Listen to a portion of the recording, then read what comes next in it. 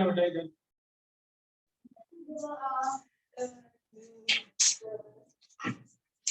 इधर ही आ जाओ।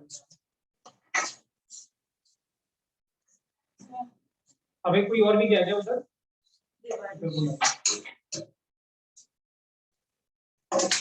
ये रूम ठंडा है ना? सही है।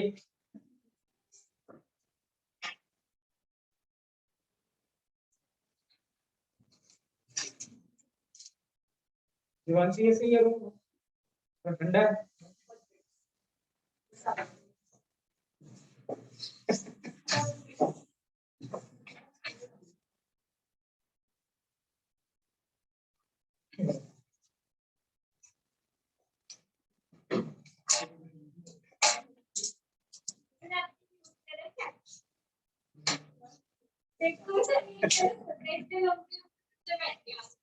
कोई नहीं, आप नॉइस बंद कर देते हैं। और कोई भी है क्या? देखना बेटा, बुलाना इधर क्यों है?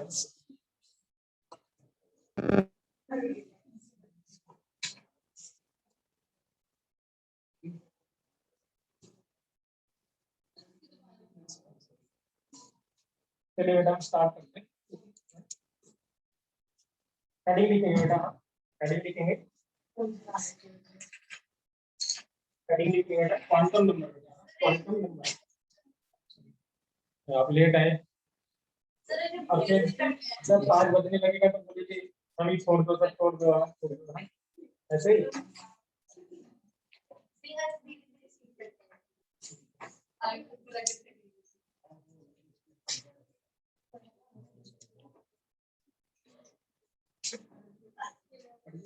हर्षिता मेरी आवाज आ रही बेटा आपको?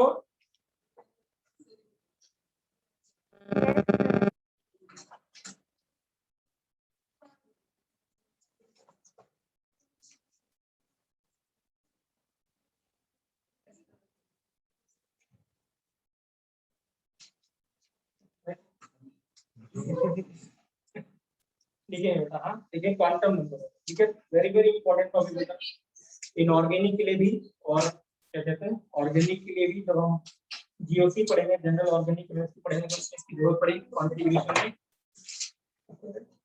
और जो अगला चैप्टर है बेटा क्या, पीरियोडिक प्रॉपर्टीज, इसमें तो बार बार यूज है, ठीक है राइट। क्वांटम नंबर लिखेंगे,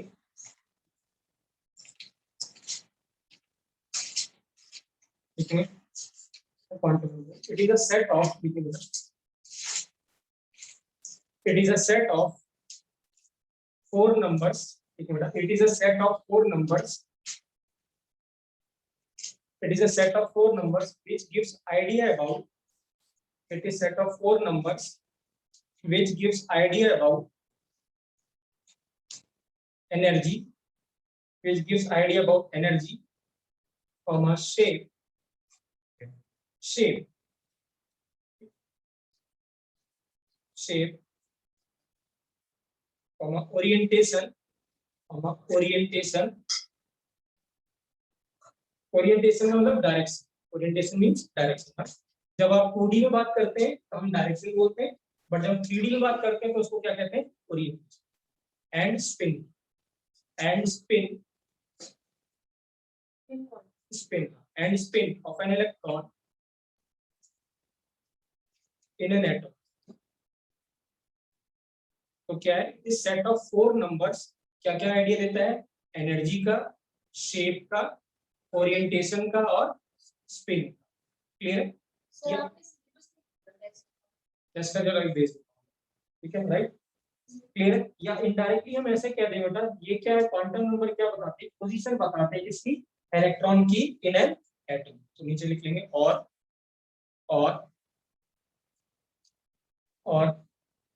क्वांटम नंबर, और क्वांटम नंबर टेल्स अबाउट, और quantum number tells about the position of electron in an atom,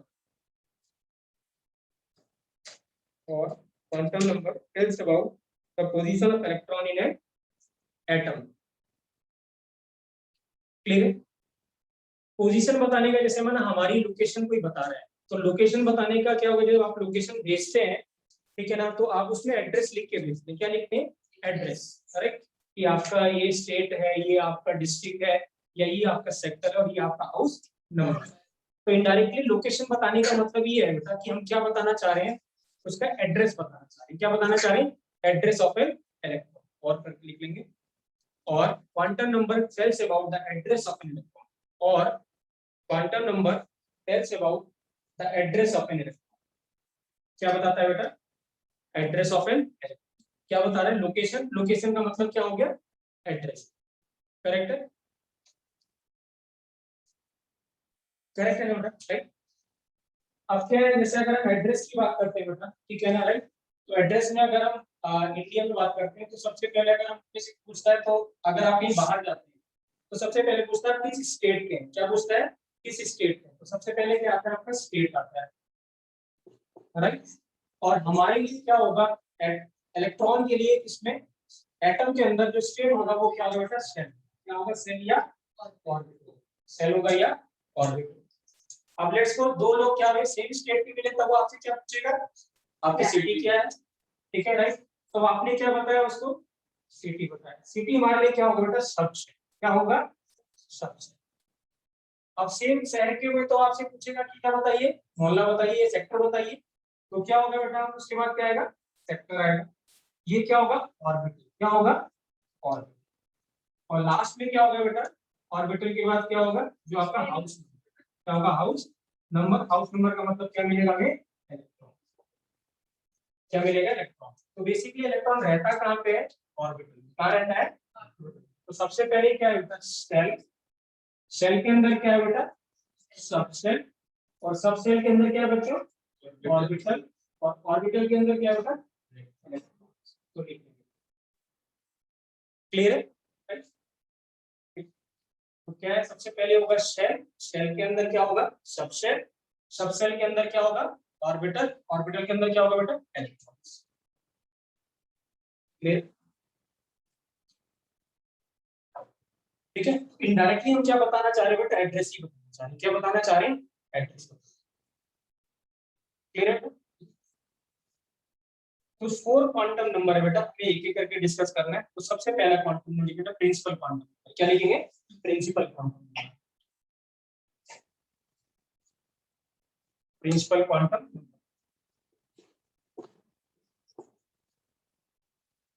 quantum number. Principal quantum short form में क्या लिख दें बेटा? पीक्यूएन। क्या लिख दें? पीक्यूएन।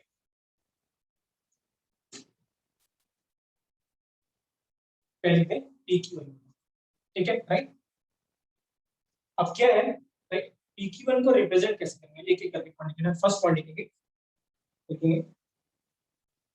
First point, it is represented by small, हाँ है, it is represented by small n. कैसे रिप्रेजेंट करेंगे? Small n. It is represented by small n. Clear है बेटा? Small N. सेकंड पॉइंट बेटा, ठीक है, it tells about the number of shell or orbit. It tells about the number of shell or orbit. Number of shell or orbit. तो अगर हम बात करते हैं बेटा K, L, M, N, O and so on, ठीक है, right. तो ये क्या हो गया? शेल। और ये क्या हो गया? ऑर्बिट। तो ऑर्बिट को हम कैसे, इसके लिए जो n होगा बेटा, n की वैल्यू इसके लिए कितनी होगी? 1। इसके लिए n की वैल्यू कितनी होगी? 2। इसके लिए n की value 3, 4, 5 and so on.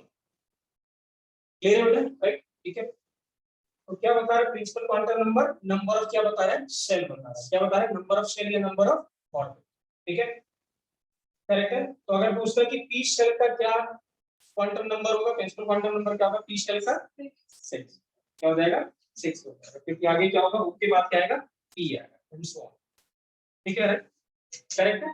But हमें उसकी जरूरत नहीं पड़ेगी, बट क्वेश्चन पूछ ले तो हमें पता होना चाहिए क्या होगा पी शेल के लिए, क्या होगा क्वांटम नंबर, क्या होगा? 6 होगा। क्या होगा? 6। फिर थर्ड पॉइंट लिखिए, थर्ड पॉइंट। हमने डेफिनेशन में लिखी बेटा, it is set of 4 quantum number. क्या बता रहा था? जो एनर्जी बता रहा था।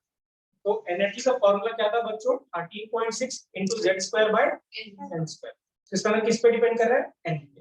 और n क्या? प्रिंसिपल क्वांटम नंबर या नंबर ऑफ शेल या ऑर्बिट। देखिए बेटा सेकंड पॉइंट, देखिए it tells third point, it tells about the energy of an electron. It tells about the energy of an electron. It tells about the energy of an electron. ठीक है ना? In an orbit होता है। तो energy का क्या formula था? E is equal to कितना था बच्चों? -0.6 z² by, और यूनिट क्या थी? Electron volt. क्या था? Electron volt. तो किस पे डिपेंड कर रहा है ये? n। n यहाँ पे क्या है बेटा? Principal quantum number. करेक्ट है? या इनडायरेक्टली कह दें क्या है? Number of quantum. क्लियर है बेटा? थर्ड फोर्थ पॉइंट है बेटा, अगर आप देखें क्या कहते हैं, रेडियस जो है वो भी किस पे डिपेंड कर रहा था? n पे। 0.529 into n² by z। लिखेंगे fourth point, it tells about the radius of n orbit. It tells about the radius of n orbit. It tells about the radius of n orbit. Tells about the radius of an orbit। और क्या formula है? r is equal to 0.529 into n² by z, और unit क्या थी बेटा?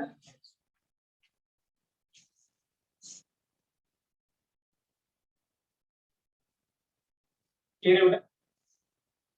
Fourth fifth point क्या है बेटा? अगर हमने देखा था जो बोहर मॉडल ने क्या बोला था कि जो एंगुलर मोमेंटम होता है वो इंटीग्रल मल्टीपल होता है किसका? nh/2π, h/2π का। तो दिस मींस क्या होगा? जो mvr एंगुलर मोमेंटम होगा वो किसके बराबर हो जाएगा? nh/2π। इसका मतलब जो एंगुलर मोमेंटम है वो भी किस पे डिपेंड कर रहा है? n पे। और n क्या? Principal quantum. तो फिफ्थ पॉइंट है बेटा, ठीक है, ये इसको एंगुलर मोमेंटम को अब से हम बोलेंगे ऑर्बिट एंगुलर मोमेंटम। क्या बोलेंगे? क्योंकि आगे और भी एंगुलर मोमेंटम आएंगे, बट ये कौन सा एंगुलर मोमेंटम? Orbit angular. तो लिखेंगे orbit angular momentum. Orbit angular momentum depends upon the value of क्या बेटा? pq या n। ठीक है, और लिखेंगे बेटा mvr क्या है? Orbit angular momentum. क्या है? Orbit angular momentum, that is nh/ कितना? 2π। ठीक है, nh/2π। अब क्या बच्चों? h और 2π दोनों कांस्टेंट है, तो h/2π की जगह बहुत बार क्वेश्चन में जो आपके एग्जाम में आएगा तो ऐसे लिखा रहता है h बार। क्या लिखा रहता है? h बार। तो इंस्टेड ऑफ क्या राइटिंग h/2π को सिर्फ क्या लिखेगा? h बार। तो कंफ्यूज नहीं होना, h बार मतलब क्या है? h/ कितना? हाँ, ये सिंपल h है, प्लैंक क्वांटम है। ठीक है, और ये 2π कांस्टेंट है, तो h/2π को सिर्फ क्या लिखेंगे? h बार। इसी h पे h ठीक है ना, ऐसे तो सिर्फ ऐसे। हाँ जी बेटा, वो रेडियस ऑफ अ न्यूक्लियस था। वो रेडियस क्या था? Nucleus. Radius of n orbit. ठीक है, राइट? क्लियर? राइट, वो क्या था? r is equal to r0 a to the power कितना था? 1/3। So that is a radius of a nucleus where a क्या था? Mass number. क्या था? मास।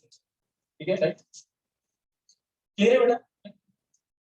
तो mvr एंगुलर मोमेंटम क्या हो गया? ऑर्बिट एंगुलर मोमेंटम क्या लिखे? सिर्फ n इनटू क्या लिखे बेटा? h बार।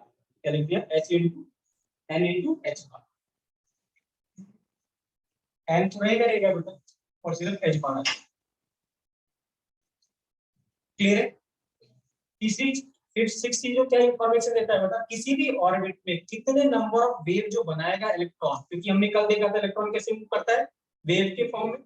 तो कितने नंबर ऑफ वेव बनाएगा वो कौन बताता है? Principal quantum number. मैंने कल बताया था अगर फर्स्ट ऑर्बिट में होगा तो कितनी वेव बनाएगा?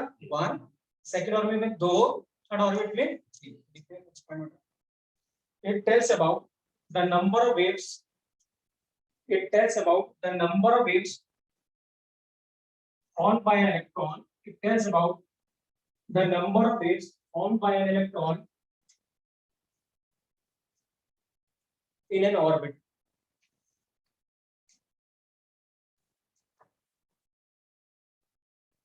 तो फर्स्ट सेल में कितनी नंबर ऑफ वेव्स होंगी बेटा? 1.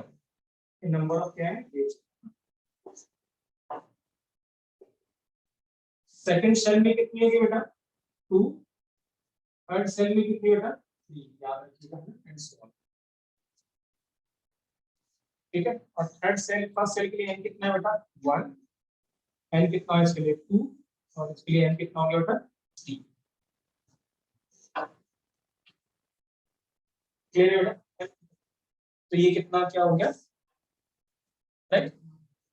कौन सा पॉइंट है? 6. किसी भी सेल में बेटा, हाँ, किसी भी सेल में कितने नंबर ऑफ इलेक्ट्रॉन्स होंगे उसका फॉर्मूला है बेटा 2n². क्या है? 2n². तो लिखेंगे बेटा number of electron. Next point, number of electron in any cell.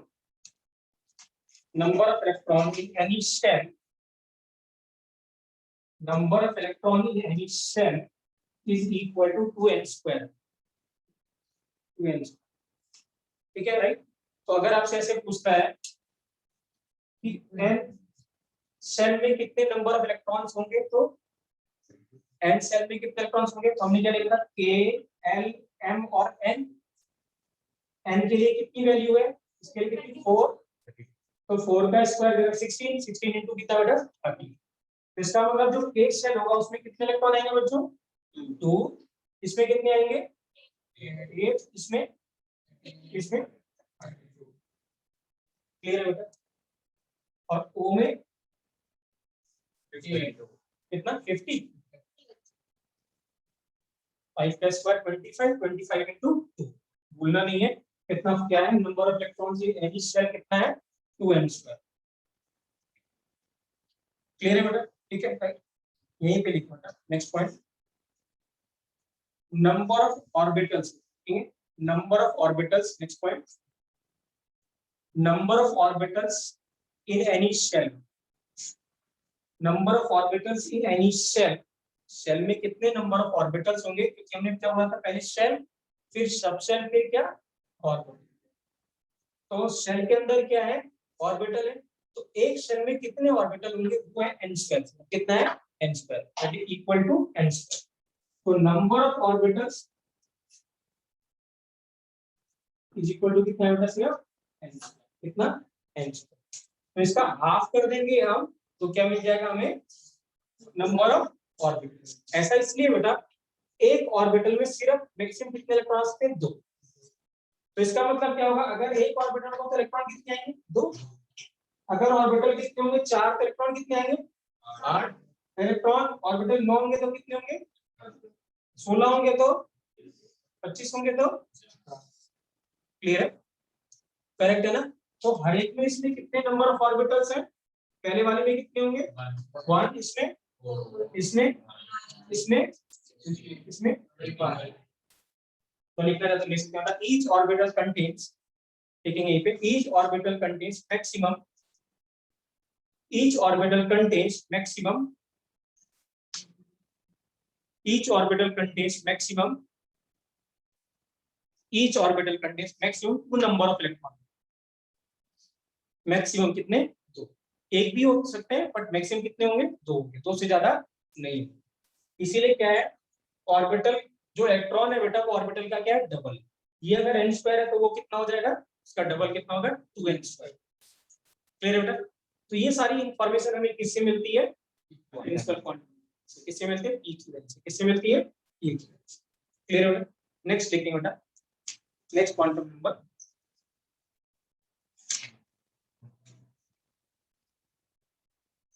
Second quantum number है बेटा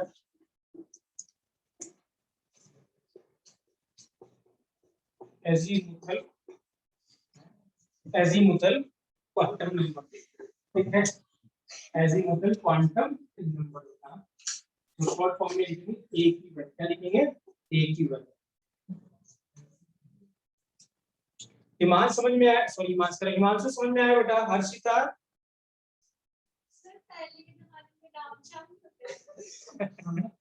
क्या होते थे? राम श्याम. राम श्याम कोई और गिनती नहीं है बेटा यहाँ पे, है ना? ठीक है अर्शिता आपको बेटा वो क्या है ना हमारे साथ इतना भेदभाव हुआ है ना कि कुछ हुआ नहीं हुआ ऐसा कुछ बना नहीं है ठीक है ना हमारी स्किन गोरी नहीं है ना अरे हमें फर्क नहीं पड़ता वो अंग्रेजों को फर्क पड़ता है कि हमें किस क्रेडिट मिल जाए है सैम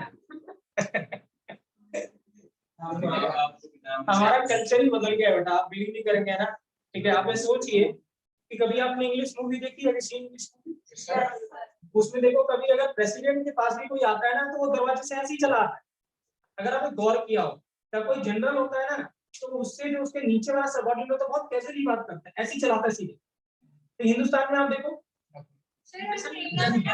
है ना कि क्या होता है ना हम क्या है ना इतने साल गुलाम रहे ना 200 साल कि हमें आदत सी पड़ गई एक्चुअल में क्या था हमारे यहाँ भी पहले से कल्चर नहीं था लेकिन क्या हुआ जब अंग्रेज लोग आए ना तो अंग्रेज लोगों ने हमें बिल्कुल ऐसे बना दिया ठीक है तो वो क्या करते थे वो हमेशा ऐसे बोलते थे कि नहीं जब मेरे पास आओ तो पूछ के आओ हमारे पास आओ तो पूछ के आओ तो हमारी क्या मे आई कम इन मे आई कम इन मे आई गो आउट ऐसे ऐसे करने लगे ठीक है ना हमारी तो क्या हुआ कि हमारी वो चलेगी बट वो हमारी आदत गई नहीं इवन अगर इसमें कोई बच्चा मेरी क्लास से बाहर निकल जाए तो बीइंग अ टीचर मेरी ईगो इतनी हर्ट हो जाएगी मेरे को क्लास छोड़ के चला गया मेरी क्लास बट मैं पहले दिन अपनी क्लास में बोलता हूँ क्योंकि मैंने बहुत सारे जॉब किया बहुत सारे लोगों के साथ जॉब किया तो बीइंग अगर कोई वैसे होता है ना टीचर को बहुत बुरा भी लग जाएगा कि बगैर ऐसे ही चला गया बगैर मुझे बताए चला तो ईगो हट जाएगी नहीं लेकिन ऐसा नहीं है ऐसा होना नहीं चाहिए ठीक है अब आप सोचिए कोई नेचुरल कॉल आया है तो मैं ये वेट थोड़ा करूंगा कि टीचर जाने देगा तब जाऊंगा मैं मे आई गो आउट में आप सोचो कि मुझे वॉशरूम जाना है और मैं एक घंटा आपने बैठा के रखे हैं क्या आपका टाइम यहाँ पे लगे मन लगेगा क्या यहाँ पे हाँ वही मैं कह रहा हूँ मना तो वही कह रहा हूँ ना क्या आपका यहाँ मन लगेगा नहीं प्रेशर आ रखा है हमें जाना है लेकिन हम यहाँ पे मैंने बैठा रखा है आपको वही कह रहा हूँ तो ये चीज है देखो शरीफ मोबाइल चला रहे हैं ठीक है राइट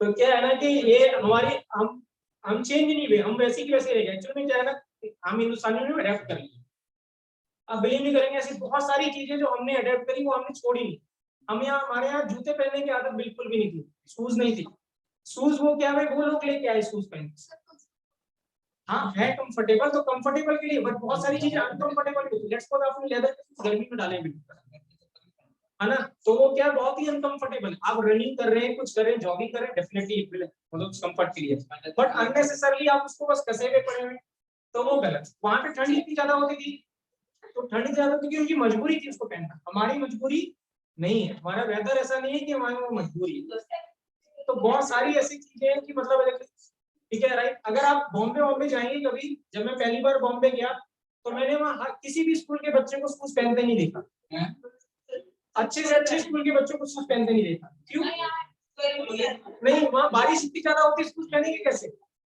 उस बारिश इतनी ज्यादा होती है 6-7 महीने 4 महीने या बारिश ही बारिश हो रही है तो शूज पहन के क्या करेंगे तो बच्चे सिर्फ क्या रहते हैं स्लीपर्स में रहते हैं या सैंडल्स में रहते हैं हाथ में उठा के भी चल देते हैं तो ये चीजें है तो हमने क्या ना वो चेंज ही नहीं किया हमने वो एडेप्ट करके रखा उस चीज को राइट ठीक है क्लियर है तो इसीलिए वो ठीक है ना इनडायरेक्टली हम अभी भी वैसे ही सोचते हैं उनके हिसाब सोचते हैं राइट ठीक है ना ऐसी मुद्दा अगर नाम तो नाम है बेटा हाँ तो लिखेंगे हाँ ठीक है नेक्स्ट लिखेंगे azimuthal quantum number is also known as बेटा is also known as subsidiary is also known as subsidiary quantum number SUBSDIARY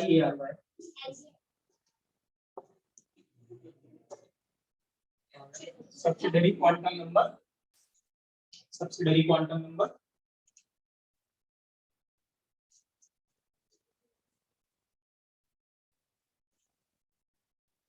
ये बेटा तो लिखिए बेटा फर्स्ट पॉइंट इसके लिखिए फर्स्ट पॉइंट लिखिए it is denoted by small l कैसे डिनोट करेंगे is denoted by small l small l कैसे डिनोट करेंगे is denoted by small l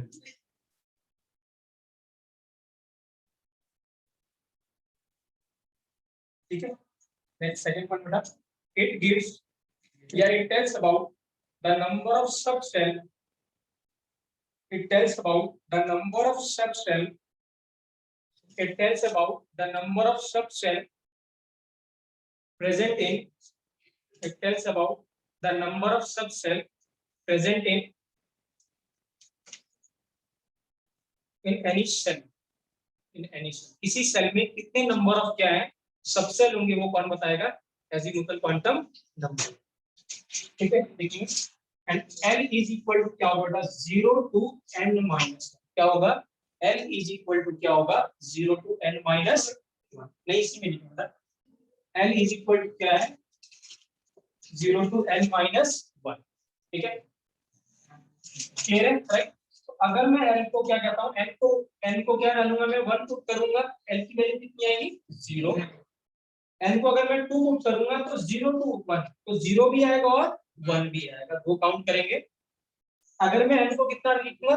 3, तो ये क्या आएगा? 0 to 2, तो क्या आएगा? 0, 1 और 2. तीन सबसेल. ठीक है, राइट. तो कहने का ये मतलब है जितने नंबर ऑफ सेल हैं, ठीक है ना, जो आप सेल का नंबर दोगे, जैसे आपने एक सेल का नंबर कितना दिया? 1, n इक्वल टू 1 लिखा, तो उसमें उतने ही नंबर ऑफ सबसेल. तो कितने होंगे इसमें सबसेल? 1. अगर आपने n को कितना वैल्यू दिया? 2, तो इसमें सबसेल कितने होंगे? 2. 0 to 1, तो 2 पुट करेंगे तो 2 माइनस 1 कितना होगा? 1. तो वैल्यू क्या आएगी? 0 या 1. मैं थर्ड में लिखिएगा. ठीक है, राइट. अगर क्या है, मान सभी क्लियर है? ठीक है, अगर हम यहाँ पे कितना डालते हैं? 3 डालते हैं. थर्ड सेल की बात करता हूँ, तो वैल्यू क्या आएगी? 0, 1 और 2.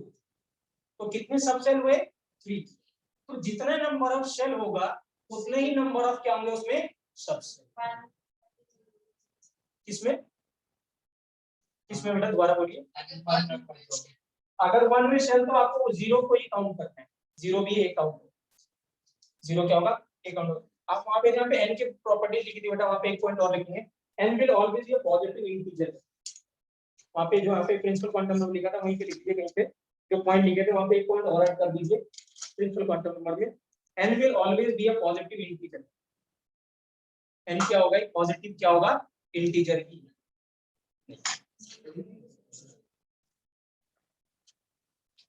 क्लियर है बेटा? राइट. सो अगर मैं यहाँ पे लिखता हूँ, ठीक है, राइट, इधर क्या लिख रहा हूँ मैं? सेल. यहाँ पे टोटल नंबर ऑफ सबसेल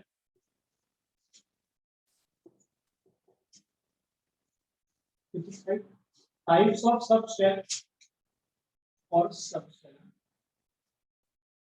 ठीक है, राइट. तो अगर हम n की वैल्यू कितनी पुट करें बेटा? 1. तो हमने फॉर्मूला था L इज इक्वल टू कितना था? 0 to n माइनस 1. तो जब मैं पुट करूंगा बेटा 1, तो ये क्या हुआ? ये भी 0 to 0. सब वैल्यू कितनी असाइन करेंगे? 0. क्लियर है बेटा? राइट. तो इसमें इसका मतलब कितने सेल आए? सिर्फ 1. 0 को भी कितना काउंट करेंगे? 1. और आंसर क्या आएगा इसका? 0. क्या आएगा? 0. क्लियर है बेटा? राइट. और यहाँ भी क्या लिखेंगे? L लिखते हैं टाइप्स ऑफ सबसेल और फिर सेल, मतलब नेमिंग करेंगे सबसेल. क्या लिखेंगे? नेमिंग करेंगे सेल. ठीक है ना? राइट. अभी क्लियर हो जाएगा आपको. ठीक है, राइट. जब n इक्वल टू मैं लिखूंगा 2, तो कितने टोटल नंबर ऑफ सबसेल कितने आएंगे? 2. 0 और 2, 1. 0 और 1, तो कितने आएंगे? 2. यहाँ क्या लिखेंगे? 0 और कितना? 1. ठीक है, राइट. अब ध्यान रखिएगा बेटा. ठीक है ना? राइट. अब जो सबसेल होते हैं, there are 4 types of subshell. कितने सबसेल होते हैं? 4. कौन कौन से? S, P, D और F. There are 4 types of subshell. कितना? S, P, D और F. ठीक है, राइट. अगर क्या है, L की वैल्यू 0 है, तो वो सबसेल क्या कहलाएगा बेटा? क्या कहलाएगा? S. तो S के लिए क्या है? L इक्वल टू क्या है? और P के लिए L इक्वल टू कितना है? 1. D के लिए L इक्वल टू कितना है? 2. और F के लिए L इक्वल टू कितना था? 3. ठीक है, राइट. क्लियर? सबसेल क्या है? S, P, D और F. ठीक है ना? राइट. S के लिए L की वैल्यू कितनी होगी? 0.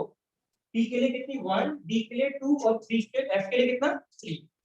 अब जब यहाँ पे नेमिंग करेंगे बेटा सबसेल की, तो L की वैल्यू कितनी है? 1.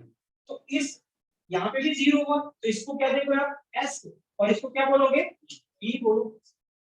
अब इस s और इस s को डिफरेंशिएट करने के लिए हम क्या लगाएंगे, यहाँ पे n की वैल्यू लगाएंगे आगे। इसके n की वैल्यू कितनी 1, इसके n की वैल्यू कितनी थी 2, और इसके लिए भी कितना, हाँ मैं रिपीट कर रहा हूँ बेटा, देखिए क्या है l के लिए बेटा, l की वैल्यू यहाँ पे क्या थी 0, तो 0 के लिए कौन सा सबसेट असाइन करोगे आप s, 1 के लिए कौन सा सबसेट असाइन करोगे p।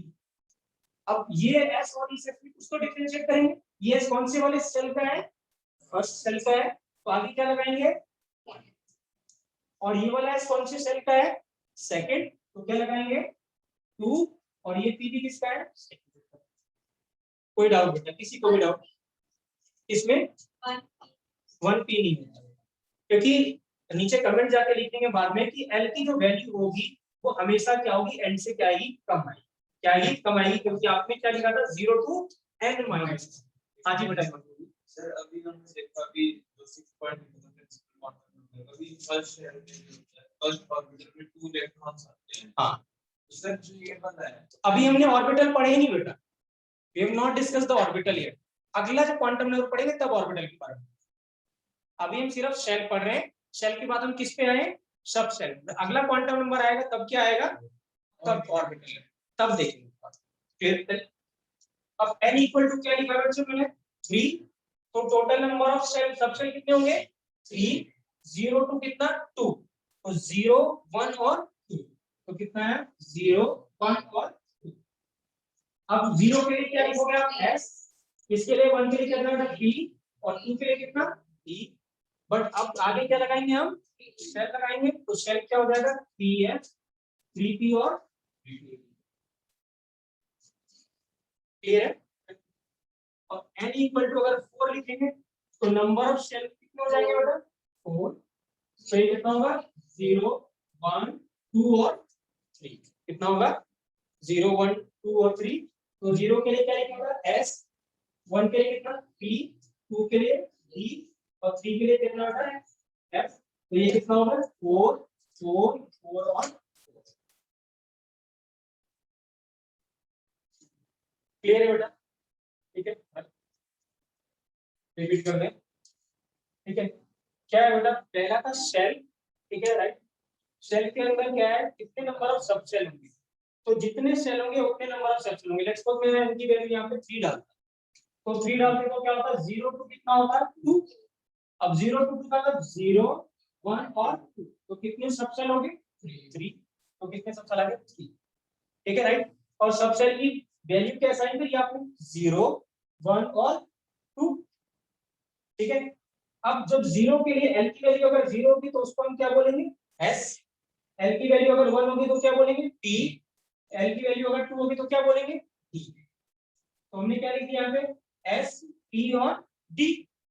अब हर जगह ऐसा है, यहाँ भी s यहाँ भी s, तो s के आगे आपको क्या लगाना है, जब नेमिंग करनी है तो क्या लगाना है उसका, उसका सेल लगाना है, उसके आगे सेल का नंबर, तो यहाँ पे सेल का नंबर कितना था 3, तो इसलिए हमने इसको क्या लिखा 3s pp और 3, क्लियर है बेटा, कोई डाउट, यहाँ नीचे एक पॉइंट लिखो बेटा, ठीक है। वैल्यू ऑफ, हाँ जी बेटा, जो वैल्यू होगी l की बेटा वो ऑलवेज लेस देन क्या होगी n, लिखेंगे value of l is always less than कितना बेटा n।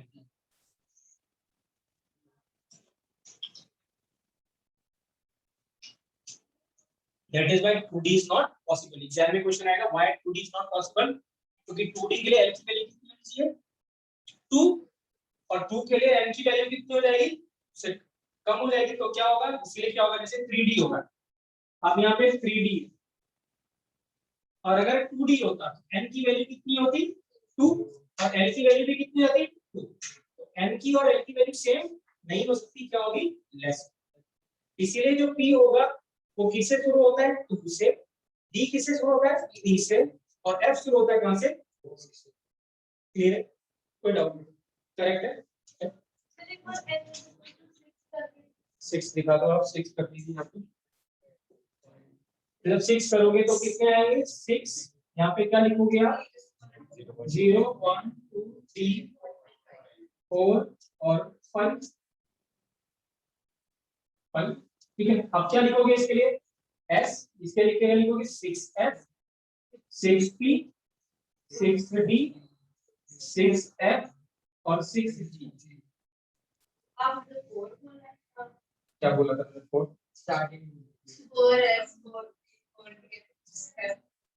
आगे भी उसका बेटा, अगर वो पूछेगा कि जैसे आप p q k एलिमेंट कर रहे हो तो क्या z पे खत्म हो जाएगा, नहीं, जब z पे खत्म होगा तो a1 a2 ऐसे शुरू होगा, ठीक है ना, और ये ऐसे spd g ऐसे चलता जाएगा, g के बाद जो आएगा gh, ऐसा क्वेश्चन आ चुके हैं, h के बाद जो आगे आएगा अल्फाबेट तो आता है ना abcd, सर ये शुरू में थोड़े हाँ एसपीडीएफ नहीं उसके बाद सीधे चले, अच्छा तो फिर आगे तो फिर आगे तो उसको एस्केप एस्केप कर दो और जो पीछे छूट के रहता है छूटने दो, ठीक है ना।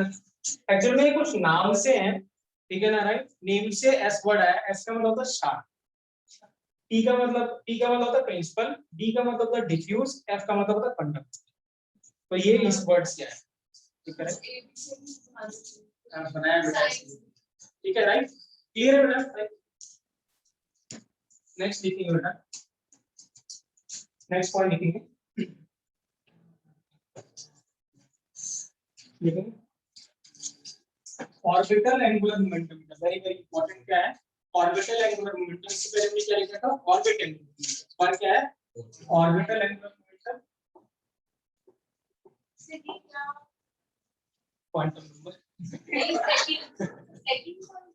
नेक्स्ट पॉइंट है इसके बाद, ठीक है, ऑर्बिटल एंगुलर मोमेंटम बहुत इंपॉर्टेंट है बेटा, फॉर्मूला है under root n into l plus 1 h upon कितना बेटा 2 पाई, वहां पे क्या था nh था, n की जगह अब क्या है under root l into l plus 1 पूरे अंडर रूट के अंदर h, ये बात it is outside the square, हाँ इसको h बार लिख देंगे, हम इसको ऐसे लिखते हैं under root l into l plus 1, इसको लिख दिया h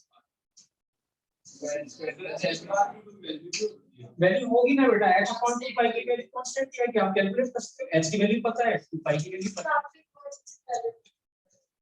हां वो है h upon speed, h upon 4 पाई की, 4 पाई m की वैल्यू, मैं सोच के मुझे ध्यान नहीं आया बेटा, मैं भूल भी गया देखिए, बट हम कैलकुलेट कर सकते हैं, अभी करेंगे, ठीक है, राइट, ठीक है, लिखेंगे बेटा, क्वेश्चन लिखेंगे कैलकुलेट, ठीक है बेटा, क्वेश्चन लिखेंगे कैलकुलेट, क्वेश्चन लिखेंगे बच्चों, calculate orbital angular momentum, calculate orbital angular momentum for 1s, ठीक है, right,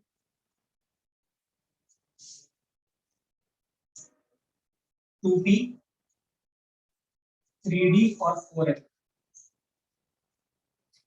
calculate the orbital angular momentum for 1s 2p 3d और 4f, l की वैल्यू आपको सभी को पता है, यहाँ आपको करना है, अंडर रूट सॉल्व नहीं कर रहा है, अंडर रूट के अंदर ही पता है, सर h बार की फॉर्म में हाँ जी h बार के फॉर्म में बताना है बेटा, और अंडर रूट के टर्म्स में बताना है, नो नीड साइन, चलिए मैं करके बताता हूँ, एक मिनट सर पहले करा दे, s के लिए l की वैल्यू कितनी होती है, s के लिए l की वैल्यू 0, ना ना हमेशा ऐसे ही बनो बेटा, आप देखिए क्या 1 2 3 4 से लेना देना इस फॉर्मूले में नहीं, 1 2 3 4 है n, बट ये किस पे डिपेंड कर रहा है, सिर्फ l पे, s के लिए l कितना है 0, तो 0 into 0 और कितना, तो सब 0, इसके लिए कितना हो गया आंसर 0, l की वैल्यू कितनी भी 0, तो 0 into समथिंग 0 ही हुआ, तो टोटल आंसर कितना आएगा 0, इसके लिए कितनी l की वैल्यू p के लिए कितनी है 1 1 0 नहीं सिर्फ p के लिए बेटा, अब p के लिए कह रहा तो 1, तो यहाँ 1 पुट करेंगे 1 1 1 तो √2 h बार क्या हो जाएगा √2, कहाँ लिखा है कहाँ है बेटा 2p से नहीं, तो आपके p के लिए l की वैल्यू क्या लिखी थी, फॉर्मूले में क्या है बेटा l है ना, 2 से कुछ लेना देना चाहिए, 2 से लेना देना नहीं है बेटा, सिर्फ p से लेना देना है, ठीक है, हाँ जी 2s होता तो भी आंसर 0 आता, यही बताने जा रहा हूँ, तो 2s 3s 4s सबका आंसर फिर 2p3 अब कहने का ये मतलब है बिल्कुल ओबीसी है, बिल्कुल यही क्वेश्चन है। Orbital angular momentum does not depend upon the value of n, it depends upon only on value of l। तो for 1s 2s 3s and 4s सबके लिए l की वैल्यू कितनी है 0, तो आंसर क्या रहेगा सेम 0, ठीक है राइट। अब 2p के लिए क्या वैल्यू आएगी √2 इनटू कितना बेटा h अपॉन 2 पाई या h अपॉन कितना √h कितना 12, क्लियर है ना बेटा। 2p के लिए कितना लिखेंगे p 2p के लिए l की वैल्यू कितनी भी 1, तो अंडर कितना 1 into 1 plus 1 into h upon कितना बेटा 2 पाई, तो ये √2 कितना हो गया h बार, ये h अपॉन कितना होगा 2 पाई, क्लियर है राइट। तो इस पे आंसर कितना होगा, या तो हम ऐसे लिख दे या फिर क्या लिख दे √2 h बार। सर आप सॉल्व नहीं बस ऐसे ही पूछेगा आपसे, ठीक है ना राइट, इतना ही पूछेगा वो, ये क्लियर है।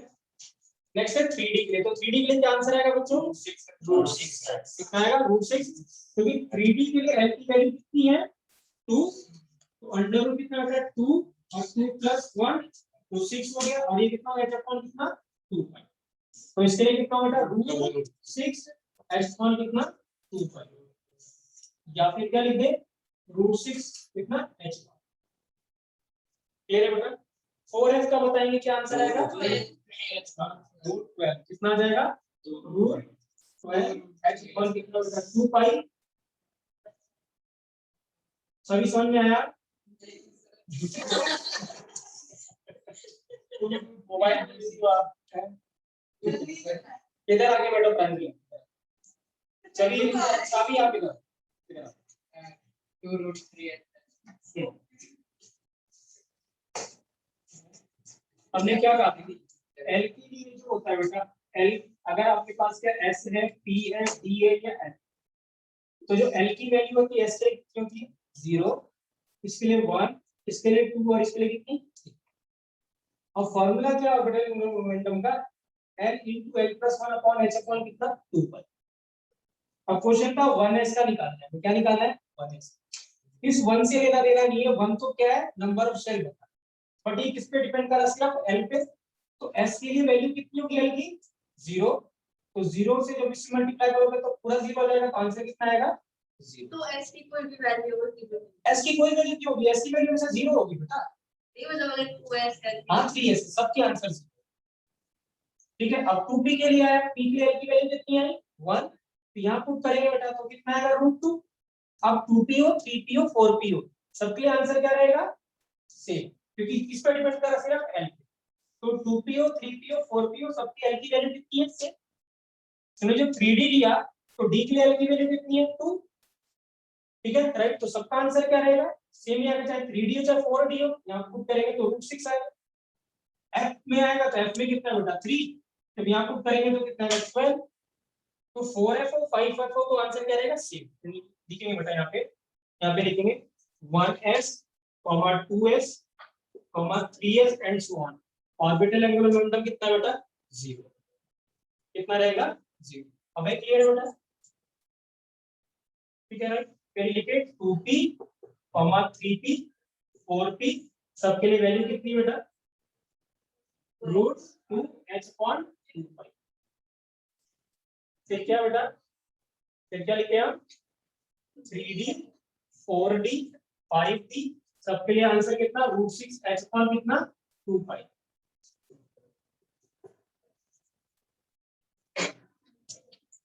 ठीक है राइट, और फिर 4f 5f सबके लिए आंसर कितना बेटा √12h अपॉन कितना 2 पाई,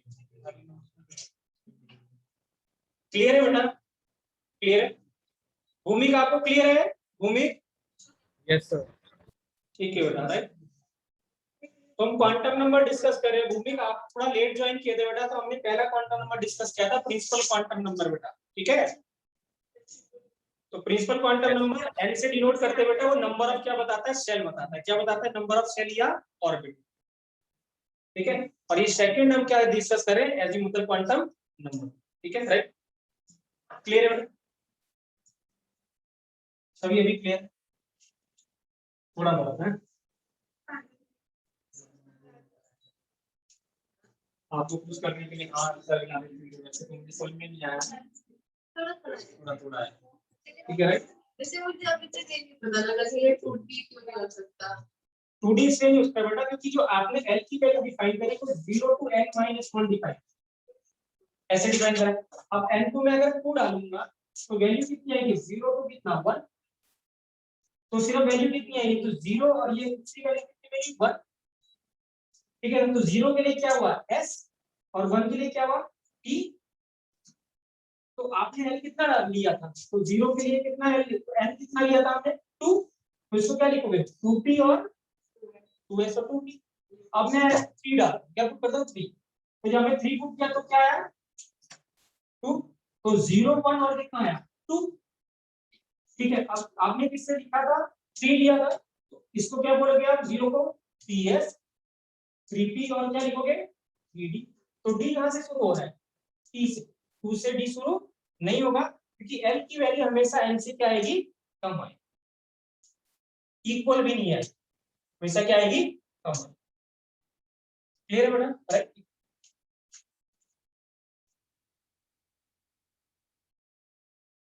देखिए बेटा number of electrons in any subshell, लिखेंगे जैसे हमने नंबर ऑफ इलेक्ट्रॉन्स लिखा था उसके, number of electrons in any सब शेल।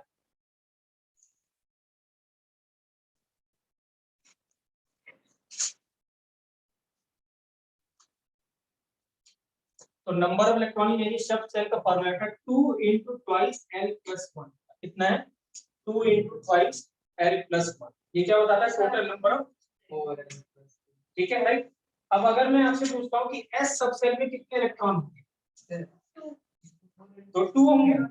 s सबसेल में कितने होंगे, l की वैल्यू कितनी पुट करोगे 0, तो 0 into कितना है तो 0 हो गया प्लस 1 और यहाँ कितना 2, तो कितने इलेक्ट्रॉन आए 2।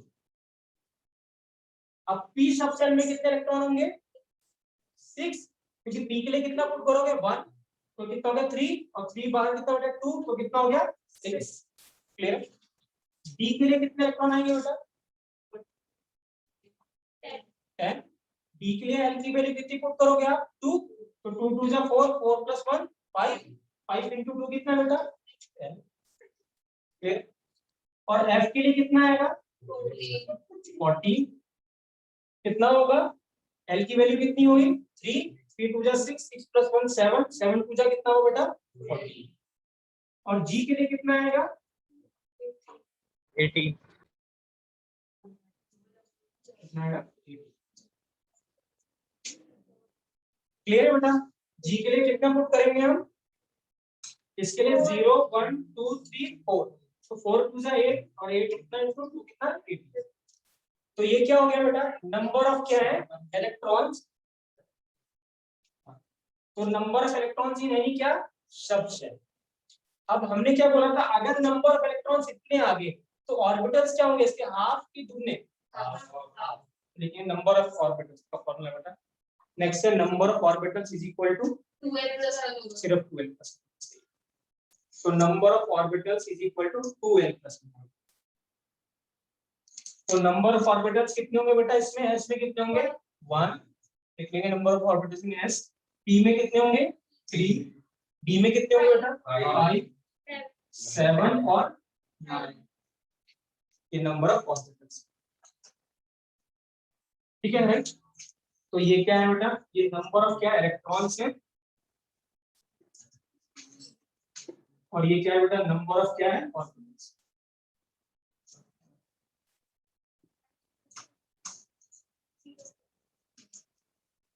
क्लियर है बेटा, ठीक है। तो s में एक ऑर्बिटल है, इलेक्ट्रॉन कितने 2, p में कितने और ऑर्बिटल है 3, इलेक्ट्रॉन कितने होंगे 6, d में कितने बेटा 5 कितने 10, f में 7 कितने 14, इसमें 9 और कितने 18।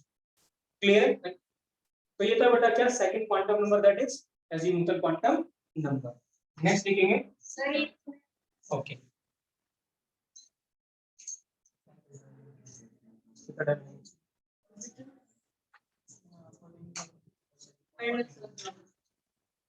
मैग्नेटिक क्वांटम नंबर लिखेंगे। नेक्स्ट मैग्नेटिक क्वांटम नंबर लिखेंगे, मैग्नेटिक क्वांटम नंबर दिमाग से तुमने क्या बिल्कुल कम कर दिया था।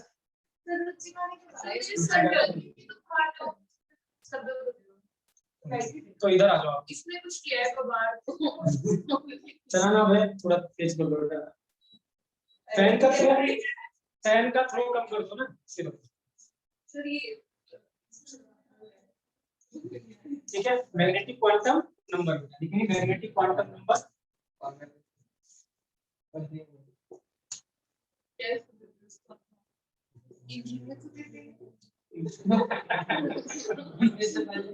हमसे नहीं हो रहा थी तो ट्राई कर ले कैसे काम करता है एसी? हमारे घर की किसी को आइडिया ऐसे ऐसे ही जैसे डिस्कस फिजिक्स में अगर पढ़ोगे, केमिस्ट्री में पढ़ोगे, कैसे काम करता है? कूलिंग गैस होती है, सीएससी होती है, कंप्रेसर होता है। तो कैसे काम, what is the basic principle behind the work? क्यों ठंडा करता है, कैसे क्या हो रहा है?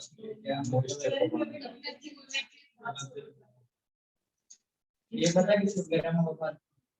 ये बहुत ही बढ़िया रीजन है ना, ठीक है ना। आप सोचिए कि जब आप क्या कहते हैं,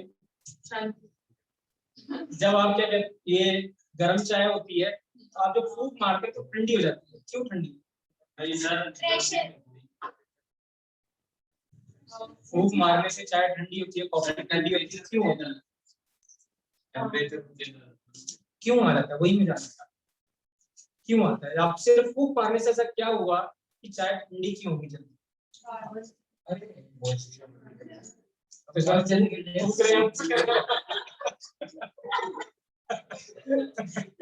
इवेपोरेशन नहीं बेटा, ऐसा नहीं होता। ऐसा क्यों होता है? देखिए क्या है बेटा, आप वैसे ही एक्सपेरिमेंट करके देखना कभी, जब अगर अपना ये वाला ज्यादा सेंसिटिव पार्ट है आपके हाथ का, तो अगर आप बहुत ग्रेजुअली इसको फूंक मारते हो तो आपको टेम्परेचर का ठंडा महसूस नहीं होगा। लेकिन जब आप बहुत तेज से मुंह में हवा भर के बहुत तेजी से फूंक करेंगे तो आपको ठंडा महसूस, गर्म ठंडा महसूस होता है। आपकी बॉडी से बाहर का टेम्परेचर इसलिए है कि आपका बॉडी का टेम्परेचर ज्यादा गर्म है, क्योंकि आप बाहर का टेम्परेचर यहाँ का हमने 20 का रखा है, 22 का रखा है, हमारी बॉडी का 37 रखी है। सो दैट इज। लेकिन अगर आप वैसे देखेंगे तो जब आप बहुत तेज से ब्लो करते हैं, देखिए क्या बेटा, बहुत आसान रीजन है या बहुत इंपॉर्टेंट है। जब ये प्रोसेस को बोलते हैं एडियाबैटिक प्रोसेस। क्या बोलते हैं? Adiabatic. Very very very important रहा, हर साल क्वेश्चन आता है थर्मोडायनामिक्स के ऊपर, और कौन सा प्रोसेस का नाम है? एडियाबैटिक। देखिए क्या होता है, क्या बेटा, किसी चीज को ठंडा करने के लिए होता है क्या, प्रिंसिपल क्या होता है, हम पढ़ेंगे भी। आप फिजिक्स में भी पढ़ोगे और केमिस्ट्री पढ़ोगे, दोनों चीजें पढ़ोगे। क्या चीज है, जब आप किसी चीज को क्या कर रहे हैं, आप मुंह से हवा ब्लो कर रहे हैं, तो हो क्या रहा है बेटा, गैस आपके जब मुंह के अंदर है तो कंप्रेस्ड फॉर्म है, लेकिन जैसे ही आपने उसको ब्लो किया, वो क्या होगी, एक्सपेंड कर, क्या करी, एक्सपेंड करेगी। अब किसी भी चीज को गैस के मॉलिक्यूल्स में कुछ ना कुछ फोर्स ऑफ अट्रैक्शन तो हो गई होगी, और होता ही है। कोई भी गैस आइडियल गैस नहीं है। जैसे हमने पीवी एनआरटी लिखा था, तो कोई भी गैस आइडियल नहीं है। आइडियल का मतलब हर गैस के मॉलिक्यूल्स में कुछ ना कुछ क्या होता है, फोर्स ऑफ अट्रैक्शन, तभी गैस लिक्विफाई होती है। आपने 9th-10th में पढ़ा होगा गैस को लिक्विफाई करना, और ऑक्सीजन या नाइट्रोजन को टेम्परेचर कंप्रेस करते हो आप। तो अगर गैस लिक्विफाई हो रही है तो इसका लिक्विड के मॉलिक्यूल्स में फोर्स ऑफ अट्रैक्शन है। तो अगर गैस लिक्विफाई हुई तो गैस के मॉलिक्यूल्स में भी क्या रहा होगा, फोर्स ऑफ अट्रैक्शन, तभी वो लिक्विफाई, अदरवाइज वो लिक्विफाई नहीं। तो जिस गैस में फोर्स ऑफ अट्रैक्शन कम होता है वो जल्दी लिक्विफाई नहीं, ठीक है, राइट। इसलिए हाइड्रोजन गैस या हीलियम गैस सबसे देर में लिक्विफाई एट 4.2 केल्विन, -273 के पास, ठीक है ना, सबसे मुश्किल होता है, क्योंकि उसमें क्या होता है, फोर्स ऑफ अट्रैक्शन ना के बराबर, ठीक है, राइट। तो होता क्या है, जब आपने क्या करा, गैस कंप्रेस होने से क्या हुई, एक्सपेंड हुई। तो अगर किसी चीज को एक्सपेंड करना है तो मुझे कुछ वर्क करना पड़ेगा। अगर कोई पार्टिकल, दो पार्टिकल फोर्स ऑफ अट्रैक्शन है, अगर मुझे उसको दूर लेके जाना है तो मुझे इसको क्या करने के लिए, दूर ले जाने कुछ क्या करना पड़ेगा, वर्क करना पड़ेगा। जैसे स्प्रिंग के दो एंड है, अगर मुझे उसको दोनों को दूर दूर लेके जाना है तो I have to do some mechanical work, force लगाना पड़ेगा। अब ये जो वर्क आएगा, ये वर्क कहां से आती है, एनर्जी कहां से आती है, जो मॉलिक्यूल्स को क्या करने के लिए, दूर करने के लिए, कहां से आती है? कहां से आती है? वेरी वेरी इंपॉर्टेंट बेटा, यही सी में, और यही हर हीट इंजन में, हर हीट इंजन में, ठीक है ना। जितने भी हीट इंजन आप देखोगे, चाहे क्या होता है, ये एसी हो गया, चाहे फ्रिज हो गया, हर एक में वही, ठीक है ना। और हर एक में कंप्रेसर क्या होता है, कंप्रेसर, चाहे कोई से भी, अगर कंप्रेसर खराब तो इंजन खराब, लगेज खराब, ठीक है, एसी भी खराब होगी, खराब नहीं है वो, उसके हिसाब से उसकी कैपेसिटी नहीं है, ठीक है। अब हुआ क्या, अगर मॉलिक्यूल्स को दूर दूर लेके जाना है, तो दिस मीन दो तरीके की एनर्जी है, या तो ये जो पार्टिकल है एनर्जी कहां से ले, सराउंडिंग से, या फिर क्या करे, अपनी एनर्जी को यूज करे। दो तरीके से हो सकता है, या तो पार्टिकल को हमें दूर दूर करना, बहुत इंपॉर्टेंट कॉन्सेप्ट होता है जो कि आगे में जाके जरूरत पड़ेगी, और आपको समझ में नहीं आएगा, मैं गारंटी दे रहा हूँ एडियाबैटिक कभी, अगर आपने बात को समझी, right? तो देखिए ना, वो आता ही आता है बेटा, अगर आप देखेंगे तो आएगा ही, आता ही आता है,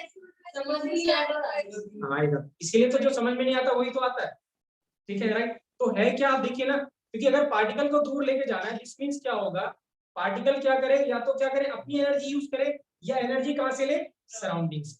अब हुआ क्या, जब आपने बहुत तेजी से हवा ब्लो करी, तो उसको टाइम नहीं मिला मॉलिक्यूल को क्या, बाहर से एनर्जी लेने की, क्योंकि प्रोसेस कितना हुआ, इतना फास्ट हुआ। तो जब प्रोसेस इतना फास्ट हुआ, तो मॉलिक्यूल्स अपनी एनर्जी क्या कर रहा है, बाहर से एनर्जी ले नहीं पा रहा है, तो इसका मतलब मॉलिक्यूल्स क्या करेगा, अपनी एनर्जी लूज करेगा, और अपनी एनर्जी लूज करने का मतलब क्या होगा, टेम्परेचर क्या आ जाएगा, डाउन आ जाएगा, क्योंकि टेम्परेचर क्या होता है, काइनेटिक एनर्जी। तो अगर मॉलिक्यूल अपनी एनर्जी लूज कर रहा है, जिसमें उसका टेम्परेचर क्या हो जाएगा, कम, और वो क्या हो जाएगी, ठंडी हो जाएगी। यहाँ भी यही देखिए होता क्या, हर इंजन एसी में हमारे एनर्जी लूज करते हैं, तो फिर गर्मी, क्योंकि आपकी बॉडी का आपको गर्मी लग रही है, गर्मी इसलिए लग रही है क्योंकि बॉडी टेम्परेचर को कम करना चाहिए, पसीना इसलिए हो रहा है। अगर आपके अगर स्वेटिंग, आपके पास क्या, बॉडी का टेम्परेचर आपका बढ़ा, तो क्या होगा, आपको टेम्परेचर कम करने के लिए कुछ तो मैकेनिज्म होगा। तो मैकेनिज्म क्या है, स्वेटिंग इज अ मैकेनिज्म, जिससे कि क्या होता है, कूलिंग होती है, इवेपोरेशन से क्या होती है, कूलिंग होती है। तो होता है क्या, देखिए यहाँ हर हीट इंजन में यही होता है बेटा, यहाँ पे क्या होता है, ऐसी पाइप्स होती है, कॉइल होती है, अगर आपने फ्रिज देखा हो पुराने टाइम पे, पीछे ऐसे से जाली लगी होती थी ब्लैक कलर, पुरानी फ्रिज, अब तो पीछे क्या होता है, ऐसे सिल्वर कलर की वो शीट आती है, बट पुराने अगर आप ये देखें ना, ऐसे ब्लैक कलर की जाली ऐसे, ठीक है, राइट। तो होता क्या है, ये ऐसे, ये क्या है, ऐसे कॉइल्स है।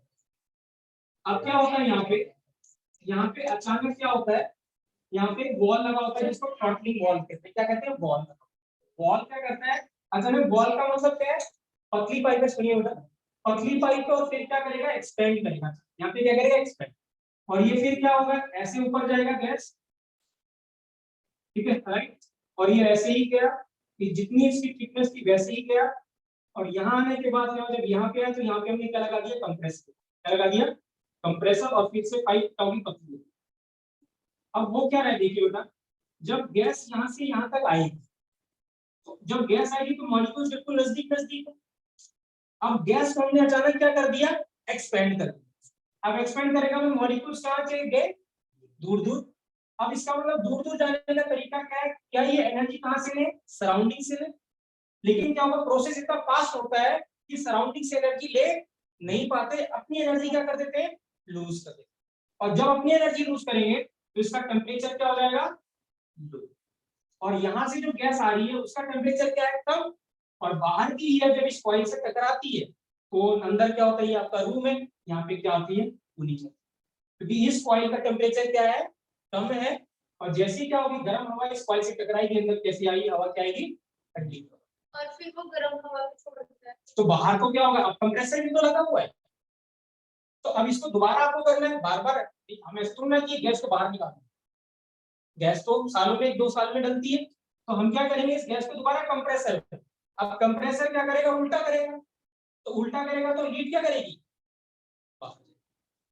तो जो कंप्रेसर है वो जो हीट उससे होती है वो कहाँ जाती है, बाहर, बट इस कॉइल से जो टकराती है वो क्या होता है, अंदर क्या आती है, ठंडी। तो इसीलिए क्या होता है, जब आप किसी चीज को, कोई प्रोसेस, ठीक है, पहचानने का यही तरीका है, जब आप कोई प्रोसेस बहुत फास्ट करें, या फास्ट क्या करें, एक्सपेंशन करें सडन, या सडन क्या करें, कंप्रेशन करें, वो प्रोसेस को क्या कहते हैं, एडियाबैटिक, क्या कहते हैं, एडियाबैटिक। और हमेशा या तो कूलिंग होगी या तो हीटिंग होगी।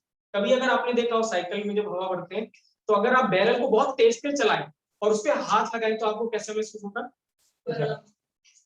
तो वहां पे क्या हो रहा है, कंप्रेशन, क्या हो रहा है, कंप्रेशन, सडन कंप्रेशन, तो वो क्या है, एडियाबैटिक। तो अगर आप कंप्रेशन करते हैं सडन, तो हीटिंग होता है, सडन एक्सपेंशन करेंगे तो क्या होगा, कूलिंग।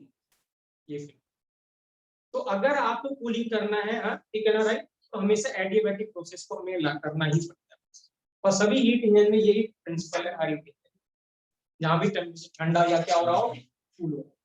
चलिए हम मैग्नेटिक क्वांटम नंबर देखते हैं, ठीक है राइट। लेकिन बेटा हाँ मैग्नेटिक क्वांटम नंबर मेमोराइज करेंगे तो है ना, क्योंकि वहां पे पढ़ेंगे इसको, ठीक है राइट। मैग्नेटिक क्वांटम नंबर क्यों बेटा, it is denoted by small m, it is denoted by small m। कैसे डिनोट करेंगे, स्मॉल m से, ठीक है राइट। देखेंगे it tells about the orientation of an, it tells about the orientation, orientation का मतलब मैंने बताया था क्या, direction. the orientation of an orbital, it tells about the orientation of an orbital, जिसके अंदर क्या है, इलेक्ट्रॉन है ना। it tells about the orientation of an orbital, ठीक है राइट। थर्ड पॉइंट है बेटा, लिखेंगे its value third point depends upon L, किस पे डिपेंड करती है, L, its value depend upon L, ठीक है right. m is equal to क्या होता है बेटा, माइनस L2 क्या होता है बेटा, प्लस क्या होता है, minus L2 plus minus L2 कितना, प्लस है, ठीक है राइट। तो इसका मतलब क्या होगा, अगर मैं L को बेटा 0 लिखता हूं तो m की वैल्यू मुझे क्या मिलेगी, 0 से 0 तक, ठीक है राइट।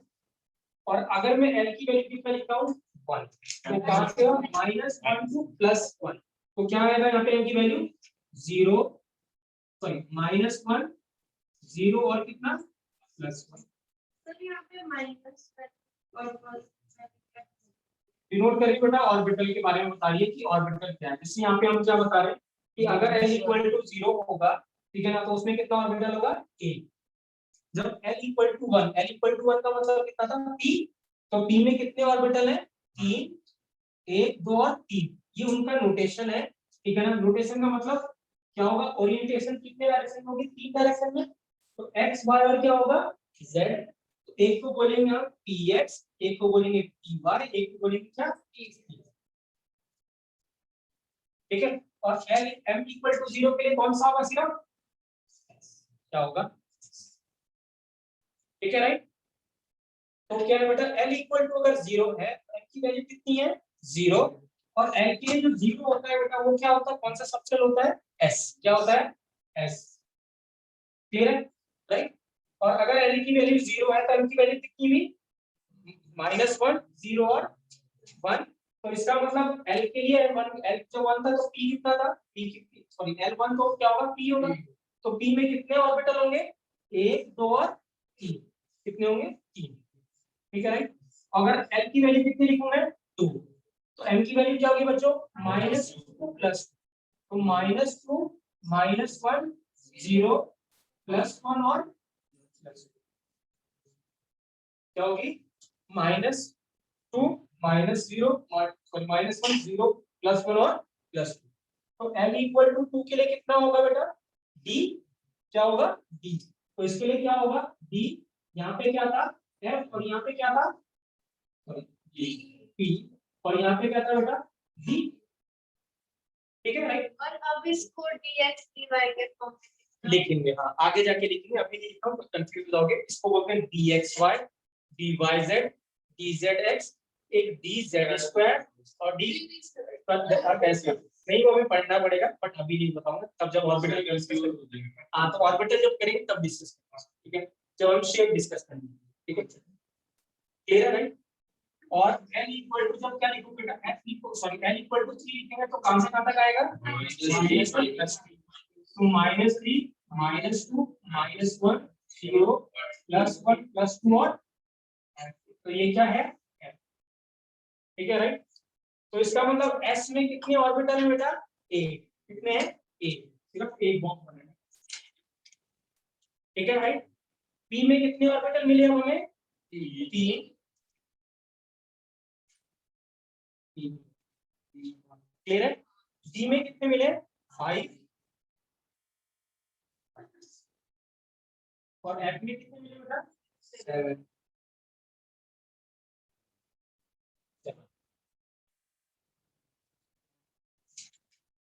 क्लियर है बेटा। तो हम ऐसे कह दें कि इनडायरेक्टली हम क्या बताता है नंबर ऑफ क्या बताता है ऑर्बिटल्स क्या बताता है नंबर ऑफ ऑर्बिटल्स।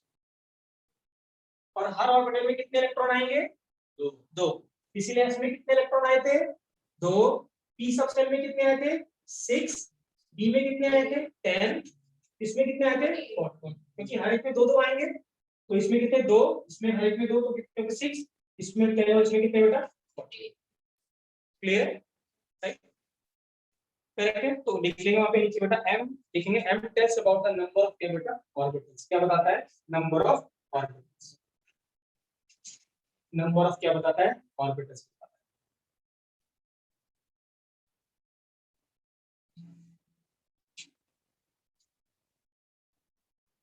क्या से क्लियर है रिद्धि क्लियर है क्या कुछ कहने सॉरी भूल जाता हूं नाम ठीक है मैग्नेटिक क्वांटम लास्ट एक बेटा स्पिन क्वांटम देखेंगे स्पिन क्वांटम है लास्ट टॉपिक है क्या हां आज से लास्ट तो पहले लिख लो ठीक है राइट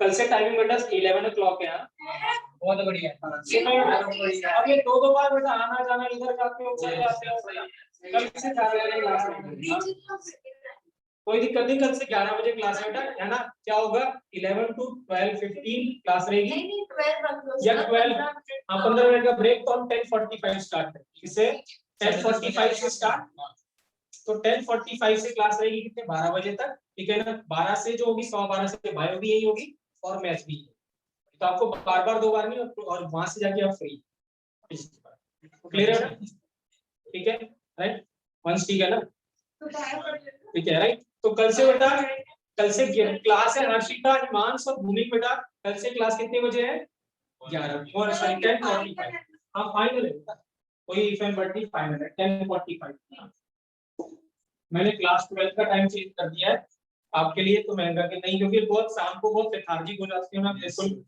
मैं आपको वैसे शक्ल ऐसे ज्यादा रहती भूख लगी हुई है घर जाने की जल्दी है ये जल्दी हो जाती है ठीक है ना राइट और केमिस्ट्री ऐसा सब्जेक्ट है ना कि वो अगर आप इंटरेस्ट शो नहीं करोगे तो बिल्कुल खराब हो जाएगा और वो क्या है बहुत scoring subject as compare to जब पेपर दोगे मैथ्स और फिजिक्स यू फाइंड की केमिस्ट्री सबसे ज्यादा स्कोरिंग लेकिन वो स्कोरिंग तभी होगा जब आपने क्या करेंगे आप उसको ठीक है रखने की जरूरत नहीं है ठीक है ना प्रैक्टिस की जरूरत है अगर आप डेली कितने पेज हमने लिखे हैं आज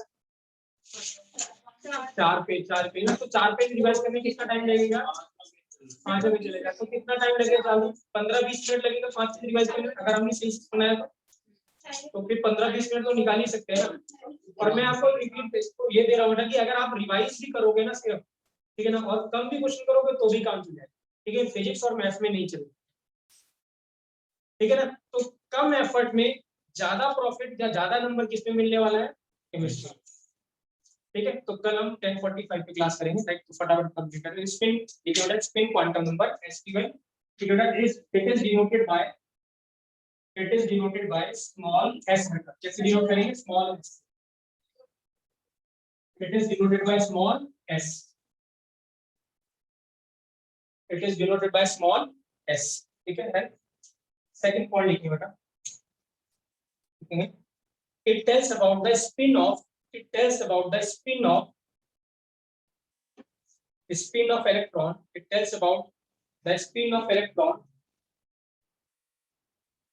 the spin of electron about its own axis it tells about the spin of electron about its own axis ठीक है ना जैसे कहने का मतलब क्या है बेटा ये हमारा ऑर्बिट है ऑर्बिट में अगर इलेक्ट्रॉन है तो इलेक्ट्रॉन क्या करेगा अपनी एक्सिस पे क्या करेगा रोटेट स्पिन करेगा या रोटेट करेगा रिवॉल्व तो एक्सिस के अराउंड करेगा न्यूक्लियस के अंदर और जो रोटेट करेगा वो क्या करेगा अपने एक्सिस पे करेगा ठीक है तो जो रोटेशन होगा बेटा वो दो ही तरीके से सकता है या तो क्लॉकवाइज या देखेंगे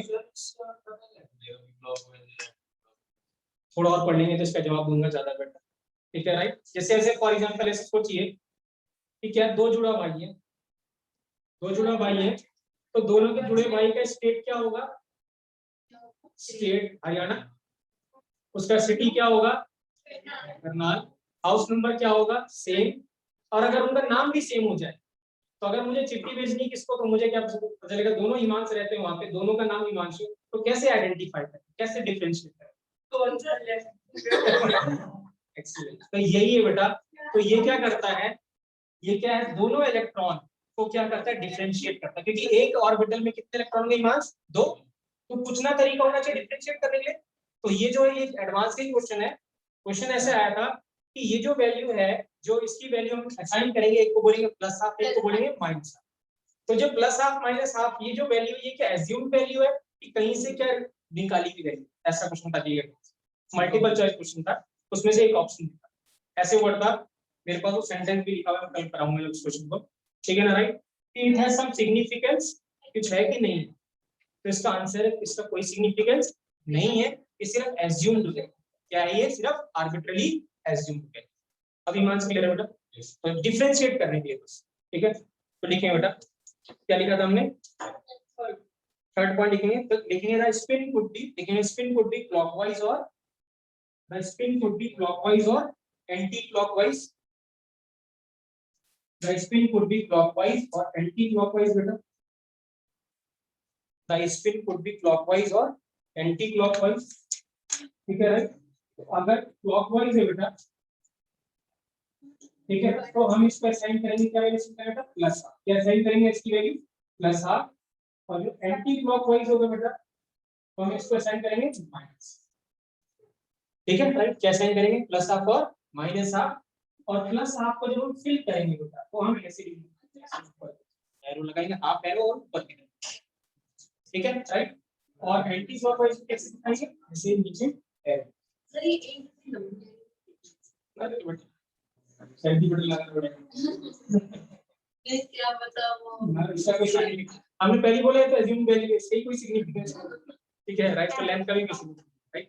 ठीक है, प्लस लेंगे, हां, अगर क्लॉकवाइज होगा तो प्लस आप लेंगे, हां जी, क्या कह रहे हैं, स्पिन है बेटा, क्या होगा कि जो इलेक्ट्रॉन है वो अपने एक्सिस पे रिवॉल्व भी करता है, जैसे अर्थ है, तो अर्थ दो तरीके से मूव करती है, एक तो सन के अलावा क्या करती है, रोटेट करती है, और अपनी एक्सिस पे क्या करती है, रोटेट भी करती है, राइट? ठीक है, तो ये क्या करेगा, जैसे अर्थ रोटेट करेगी अपने एक्सिस पे, ऐसे इलेक्ट्रॉन भी क्या करेगा, अपने एक्सिस पे क्या करेगा, रोटेट। तो रोटेशन दो तरीके होगा, क्लॉकवाइज या एंटी क्लॉकवाइज, तो हम क्या करें, बस वैल्यू एक्सपेक्ट करें क्लॉकवाइज की और एंटी क्लॉकवाइज। सर जो प्लस पर है तो नीचे लिखा ये सिर्फ एरो है बेटा, सिर्फ नोटेशन, सिर्फ दिखाएंगे क्या, अब क्लॉकवाइज हम बार-बार ऐसे नहीं बनाते रहेंगे, ऐसे क्लॉकवाइज या ऐसे, हम क्या लिखेंगे, या तो ऐसे लिखेंगे या ऐसे लिखेंगे।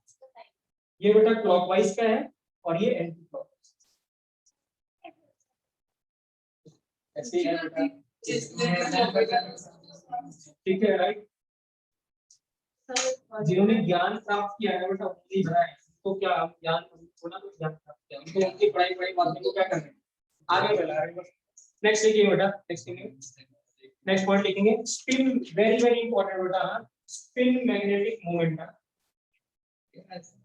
स्पिन, अगला पॉइंट है स्पिन मैग्नेटिक मोमेंट, ठीक है ना, राइट? अगर एक क्वेश्चन आएगा क्वांटम नंबर का, अगर सिर्फ एक क्वेश्चन आता है तो वो किसका आएगा, स्पिन मैग्नेटिक मोमेंट का, वेरी वेरी इंपॉर्टेंट फॉर्मूला है, क्योंकि इसकी आगे जाके आपको बहुत ज्यादा जरूरत पड़ने वाली, जितनी भी इनऑर्गेनिक पढ़ेंगे हम उसमें बार बार पूछेगा बेटा, और अच्छा क्वेश्चन बनता है, क्लास 12 में बहुत सारी इनऑर्गेनिक पढ़नी है आपने, उसमें ये बार बार पूछेगा स्पिन मैग्नेटिक मोमेंट। तो फॉर्मूला है बेटा under root m into n plus 2, क्या है, पूरा अंडर रूट के अंदर है, under root l, very very important formula बेटा।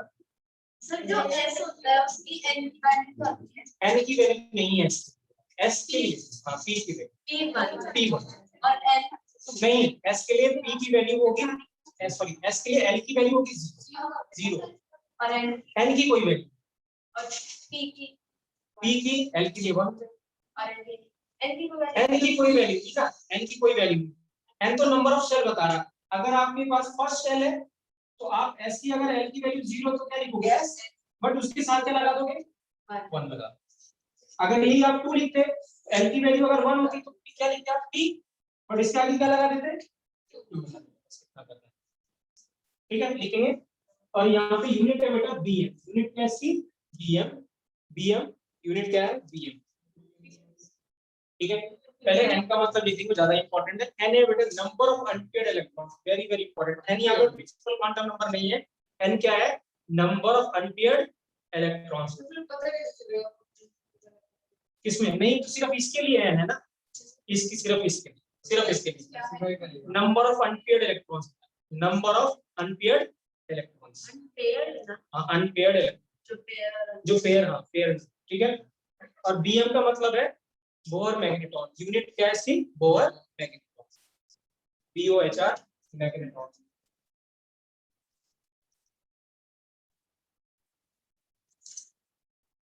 ठीक है, लिखेंगे बेटा टोटल नंबर ऑफ स्पिन, लिखेंगे total number of spin,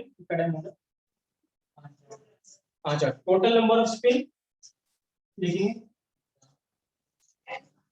1/2 into s, ये लिखेंगे 1/2 into s, where s is spin। Question नहीं बता, सिर्फ ऐसा है total number of spin is equal to half into s, where s is spin। Spin का मतलब प्लस हाफ या minus. Bm Bohr magnetron, unit क्या है, बोहर मैग्नेट्रॉन,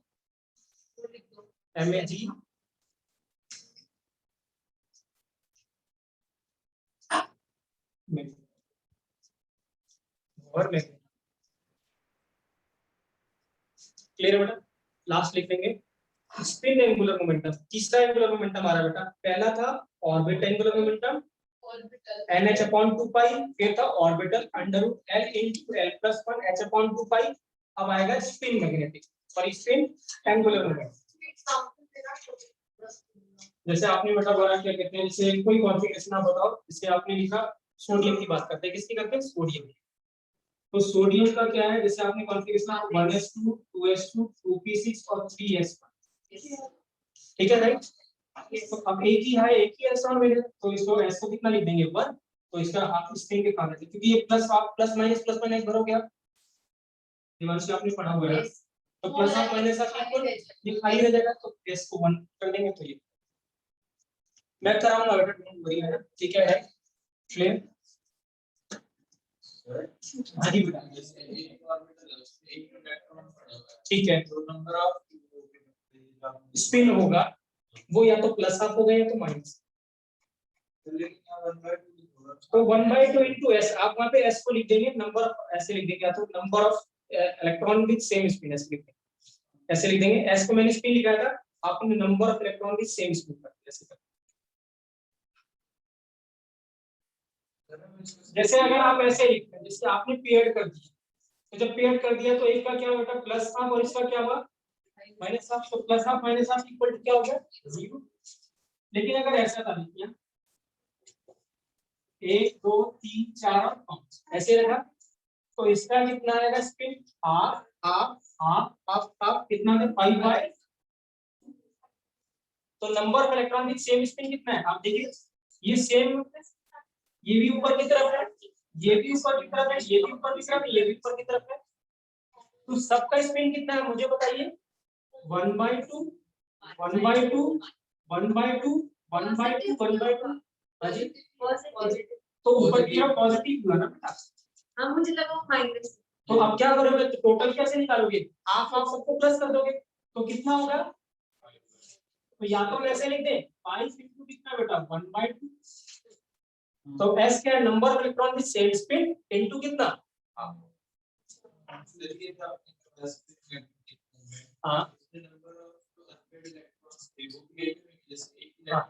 हाँ, तो 1 हो जाएगा, वहां पे n की वैल्यू कितनी है, इसमें n की वैल्यू कितनी लगेगी 5, कितने जाएगी 5। जैसे यहाँ इसके लिए पूछता बताइए स्पिन मैग्नेटिक मोमेंट बताइए, तो आप क्या लिखते हैं √n, n की वैल्यू कितनी है 5 इनटू कितना था 5 प्लस कितना 2, तो अंडर क्या आंसर आएगा 235, ये आंसर है स्पिन। हम क्वेश्चन करेंगे, डोंट वरी ना। लास्ट लिखिए बेटा spin angular momentum s into s plus 1 s into s plus 1 h upon कितना बेटा 2π, s into s plus 1 h upon 2π। ये क्या है, ये s is spin बेटा, क्या है s is spin, स्पिन क्यों है उसकी प्लस हाफ या माइनस, तो यहाँ पे s स्पिन है बेटा, s into s plus 1 h upon 2π, where s क्या है it can be plus half और माइनस। जैसे पेपर में वो यूए की वैल्यू याद है मेरे साथ सेम ही आएगी। Make it under root under root सिर्फ एस वन। हाँ जी बेटा क्या बोल रहे हो आप? सर ये कि पेपर का क्वेश्चन पूछेगा तो एक बार भी कॉपी पूछेगा या फिर ये नहीं वैल्यू कभी नहीं पूछेगा बेटा, या तो एच बार लिखा होगा या तो सीधे एच अपॉन क्या लिखा होगा 2 बार, कभी नहीं पूछता। आपको सिर्फ ये वैल्यू निकालनी सही तरीके से, ठीक है राइट। और अब मुझे ये बता दो यहाँ पे एस जो पुट करें माइनस हाफ पुट करें कि प्लस हाफ, और अगर मैं माइनस पुट कर दूं तो देवांश क्या होगा यहाँ पर, सॉरी मार्क्स क्या होगा, तो वो पॉसिबल नहीं है। एस हमेशा यहाँ पे क्या होगा, क्लियर है ना, क्योंकि आपने हाफ पुट कर दिया तो नेगेटिव हो गया, अंडर रूट नेगेटिव तो क्या होगा, नॉट डिफाइंड होगा, इमेजिनरी रूट आ गया, आयता आ जाएगा, है ना। कॉम्प्लेक्स नंबर पढ़ेंगे बाद में ना, तो मैथ्स में लगाएंगे। क्लियर है बेटा, ठीक है राइट। सो ये था क्वांटम नंबर बेटा, ठीक है ना राइट। ठीक है, तो कल का क्लास बेटा 10:45 भूमि, अर्शिता बेटा क्लास कितनी होगी 10:45 पे, क्लियर है भूमि? Yes, sir. ठीक है, it is okay to you? हाँ Yes, sir. ठीक है, ओके बेटा, Thank you, sir. Okay thank you बेटा, थैंक यू बेटा। हाँ बोलिए।